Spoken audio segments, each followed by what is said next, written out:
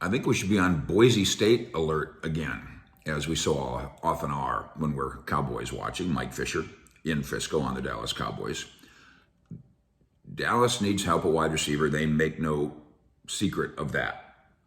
And they want to do so in an affordable way. So while we kick around the DK Metcalf ideas or the A.J. Brown ideas, now Debo apparently is unhappy in San Francisco. So we are all obliged to look at that idea for every NFL team.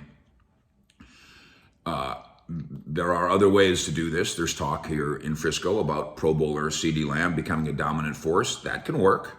Amari Cooper and Cedric Wilson no longer on the roster. So newly signed Michael Gallup, rehabbing from knee injury. He can eventually be an outstanding number 2 guy, but that's an eventually. That can work. Newcomer James Washington, have to be the number 2 guy immediately. That might be asking a lot. The Cowboys know it's not enough. Enter the Boise State pipeline. Washington's price tag, cheap. Cooper's price tag, expensive. Wilson's price tag, $7 million APY in Miami, too pricey. Boise State, obviously you take a wide receiver, not in the first round, and that's affordable too. Obviously, every draft pick that you take is a cap beater of a sort. But where is Khalil Shakir going to go in this draft? There's people who think that he might be in another year when there weren't so many brilliant wide receivers coming out, that he might be a second-round pick. I assume that's not going to happen here, and I'm pretty sure that's not going to happen in Dallas. Can he be a mid-round pick? Can he be a 4th-round pick? We know what the Cowboys think about their Boise State guys, and that's not just because of the offensive coordinator here. They've been doing this for a while, the Boise State pipeline. Here's the thing that jumps out, pun intended, about Shakir. At Boise State's recent pro day, he did the vertical leap, 38.5 inches. Great, very good. What's most remarkable about it is that's a 4-inch improvement from what he did at the combine. Now, does that mean he had a bad combine? Maybe a little bit. The people that know him are selling the idea that should be taken as an indicator. This guy's a worker. He gets better at things. He fixes things if they're not just right. He's 6 foot tall. He's not a gigantically built guy, but he can have a very fruitful career. Not unlike the year that he had in his final season at Boise State. Shakir, 22 years old, caught 77 balls, 1,100 yards, 7 touchdowns. Again, all career best. The arc is going up. I don't think anybody can argue that he's Drake London or Treylon Burks or Chris Olave, who are among the Dallas 30 visit guys.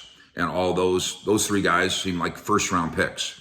But I'm wondering, and I bet you are too, as you try to balance BAA with what the Cowboys' needs are. Can you skip on wide receiver at 24? You're not bothered.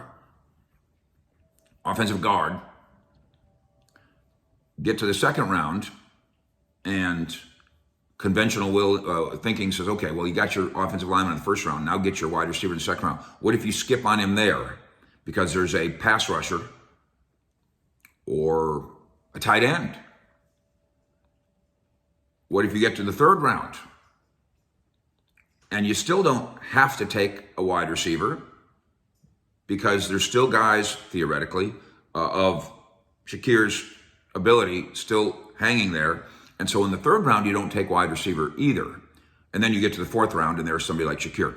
Maybe he goes way beyond that. We'll continue. Dane Brugler will help us out on that and give us guidance there as he does every year. Maybe we're way off. But that is a player that, with the Boise State connection, a Cowboy need issue, and the idea of, in a wide receiver rich draft, maybe don't take one in the first round. You're not going to be able to get it all from James Washington. In his Pittsburgh career, 114 catches, 1,600 yards, and 11 touchdowns. You're going to get something from him, but you're not going to get it all. CeeDee Lamb's got to make a leap too, obviously. But you can't ask CeeDee Lamb to do everything as he ascends to the top. You need some help. And then you need to stack this thing just right so you're not overspending on that help. And I mean overspending in terms of capital altogether, not just cap money, but also the assets that draft picks represent. Khalil Shakir, as a not premium round pick, can happen in Dallas. And we'll continue to do our research. Fish out.